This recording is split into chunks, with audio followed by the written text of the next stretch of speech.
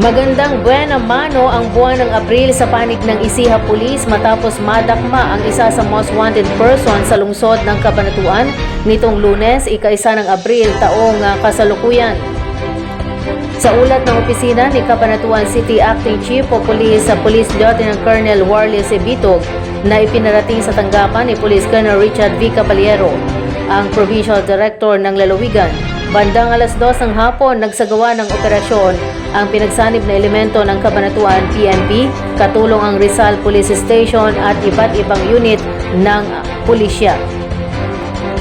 Dahil sa manhunt Charlie Operation sa Barangay Santa Monica, Rizal, Nueva Ecija, naaresto ang nagngangalang John Jeric Supan E. Acogido, 32 anyos, residente ng Barangay Kalibangbangan, Cabanatuan City at nakalista sa Cabanatuan City's Most Wanted Persons.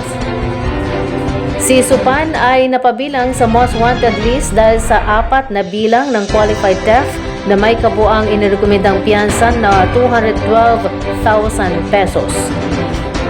Kasalukuyan nakapit ito sa custodial detention cell ng Cabanatuan PNP habang hinihintay ang utos ng korte.